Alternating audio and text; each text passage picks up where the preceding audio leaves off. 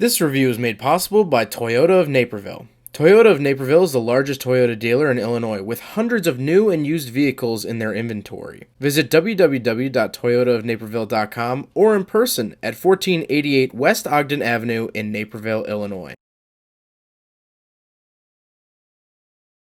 Alright, what's up guys? My name is Zach and today I'm driving a 2014 Cadillac ELR. Up front is a 1.4 liter inline-4 as well as a hybrid drive system, and down below is a CVT. Now, what's super exciting about the ELR is the fact that they didn't make very many of these. Just under 3,000 of these were produced in 2014 and 2016. That's right, just like a college kid, they took a gap year and didn't make any ELRs in 2015. We'll talk about that later on because this car did not sell well at all. But essentially, this is a Chevy Volt in a tuxedo, and we'll talk about that a little bit later on. But let's get back to that drivetrain.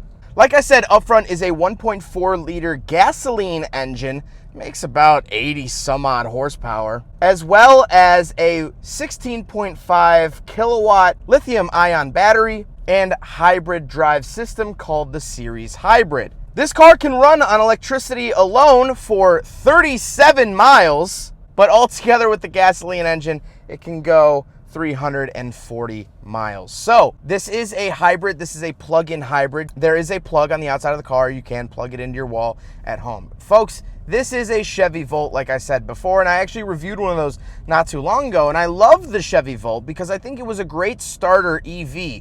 You get to drive an electric vehicle, feel how an electric vehicle drives, but you still have the gasoline engine as a backup in case you run out. Well, that same sort of idea applies here to the ELR. However, this car was priced a lot higher than the Volt.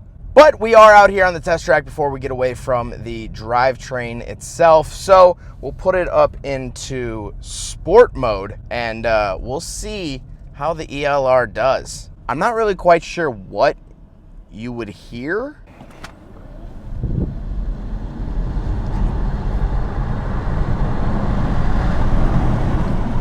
Nothing. You heard nothing because you heard that electrical sort of whir, which is really, really cool. And I just lost a mile of range doing that. It's not fast, it's not quick, but driving it, that was very much how an EV feels. That's how an EV drives. And so if you've never driven an electric vehicle, this is a good gateway drug into that world. Like I said, paired to it is a CVT. That means continuously variable transmission. Normally, I would sort of kick my feet about this. However, this is a hybrid vehicle, and so a CVT actually sort of feels at home in these sorts of applications. Last but not least, of course, the ELR is front-wheel drive. So let's talk about the interior.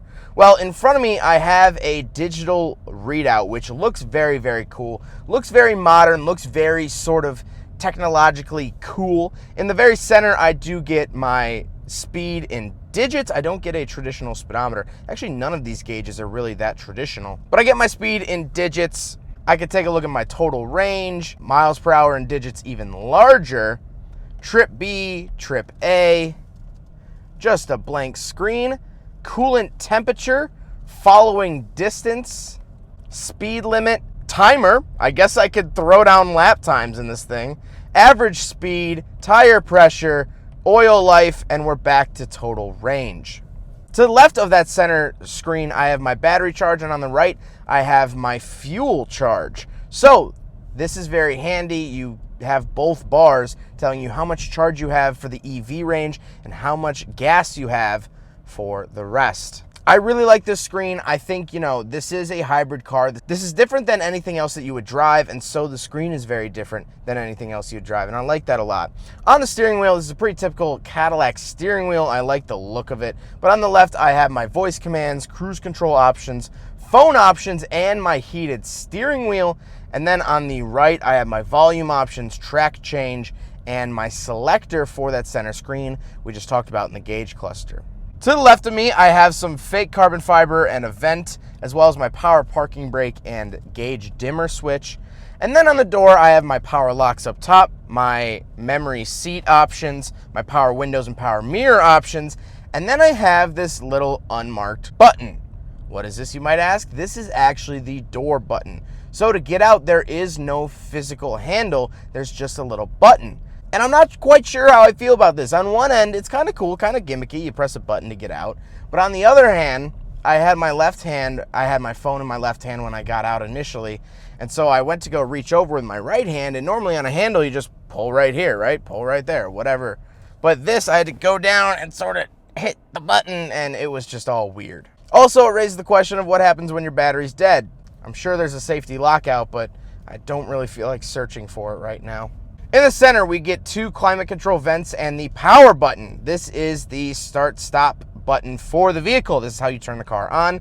It just says power, like it's an Xbox or a phone, which is very funny to me. It's just because really this is just a big piece of technology rather than an automobile. But then I do have the center screen. I like the center screen. It's pretty typical of Cadillac from this era. I don't have Apple CarPlay. It's a little bit before the time of Apple CarPlay.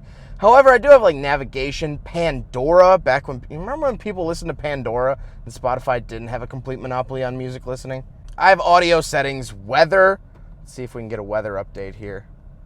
Oh, yeah, my XM subscription has expired, so I don't get weather updates. To the right of that screen, I have my glove box button, which when you press it, the glove box actually opens. Cadillac was doing this for a while. They've started to sort of move away from this, but I'm not really sure why they did this, but it feels cool, kind of. And then my parking sensor's off, and on the left, I have my hazard button and my lane keep assist on and off. Down below the center screen, I do have my climate control options. Pretty standard here. I do have heated seats, which is a nice touch. And I like how when you hit it, the button actually turns red and then has these bars. I think it looks really good, but nothing too crazy there. But the climate controls do have a little party trick. There's a little silver bar underneath the climate controls.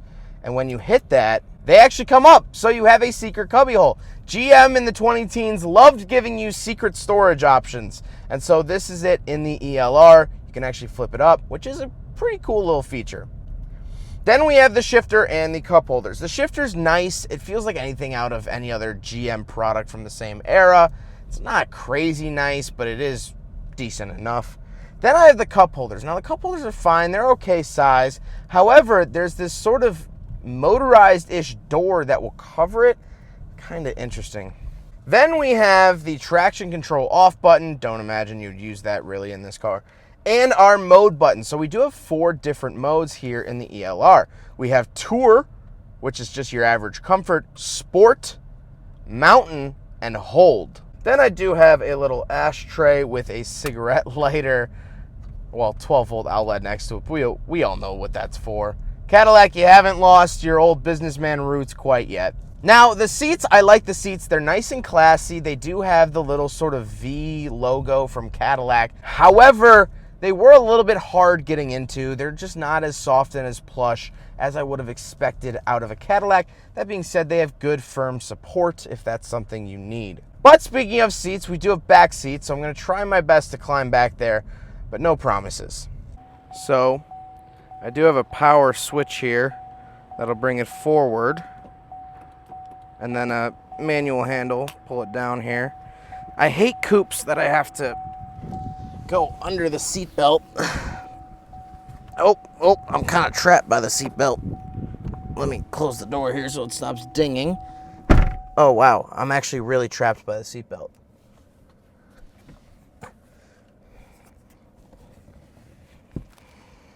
Golly.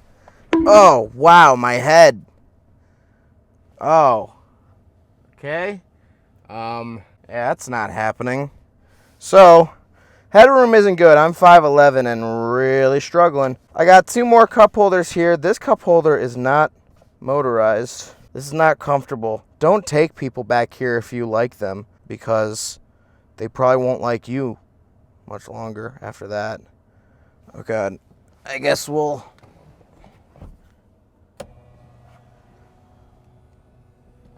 Okay. I mean, this is bad, guys. Here's my issue with the back seat. Well, obviously the room, but the Chevy Volt, in which this car was based off of, was a 4-door and had a decent back seat. Why make this a coupe?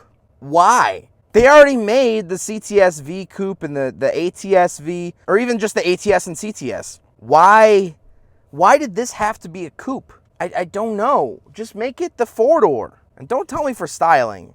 Because as we'll talk about, the styling is not... It's not good. How do we get out of here? How do I get out? Oh, no. So we're on the back of the ELR, and it's not great. I'll watch Doug DeMiro's video. He gets all antsy about it. It's fine. It's whatever.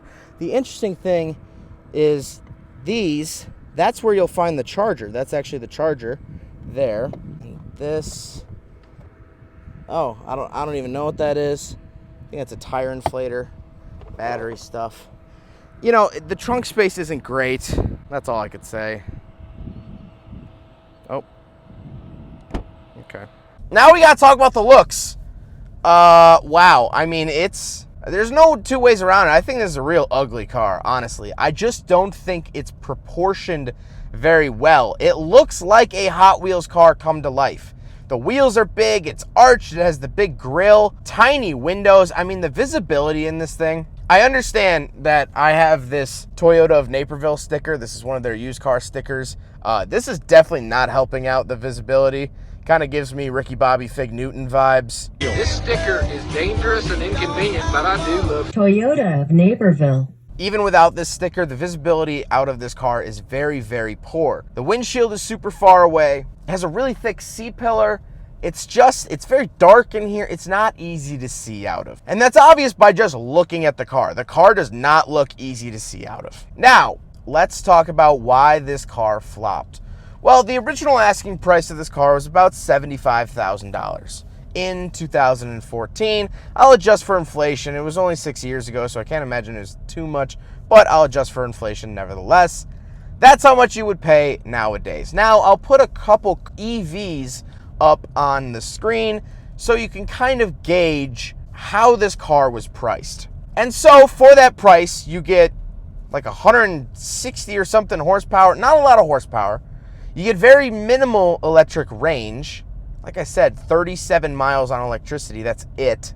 You get good features in here. The interior is really the selling point for the car because it's pretty typical Cadillac, which is nice, which is good, which is luxurious. I just think this should have been a $40,000 car, 45, maybe 50 with all the bells and whistles, but $75,000. That's more than double the Chevy Volt that this car was based off of. And the Chevy Volt performs the same and gets the same amount of range. So why would you buy one of these? Well, the simple answer is you wouldn't. You wouldn't buy one of these new. You'd be throwing your money away. And that's why they made just under 3,000 of these, most of which being sold in Detroit right by the factory. This car flopped. This car flopped hard. They took a gap year. What manufacturer takes a gap year? That's something that a college girl does so she can find herself and write a blog about it. That's not what GM does. I mean, it's just funny. It's just funny. However, looking at this car now, driving it, I think this car is going to be collectible. And here's why. Low production numbers, and it's weird and quirky. I could definitely see some point in the future, some guy's big car collection. You know, I wouldn't be surprised if Jay Leno had one of these tucked back in some corner and you walked by it and you'd say, is that an ELR? And he goes, yeah, it's an ELR. Ha ha ha ha ha. Remember those? Really interesting car. Anyway, that's it. That's what would happen. These cars are destined to be tucked away in garages and pointed out maybe once a year to someone. Because this really represents the early 2010s.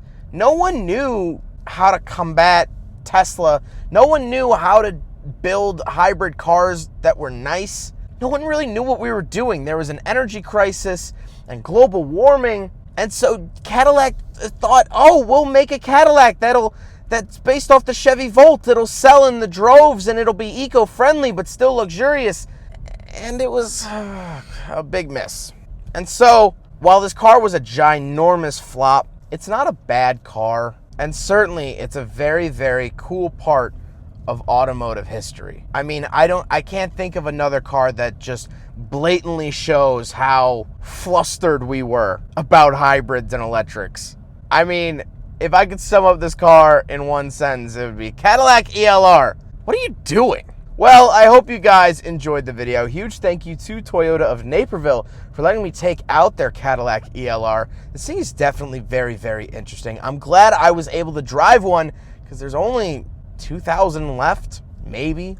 And so this is something definitely special, and this is one of their used vehicles on their lot. They have hundreds of used cars on their lot at all times. Special stuff, cool stuff, interesting stuff that I've been driving recently. So definitely go check them out. Their information is up on the screen as well as linked in the description below. But I hope you guys enjoyed the video. Don't forget to rate the video, comment on the video, and subscribe if you really liked it. Take care, guys.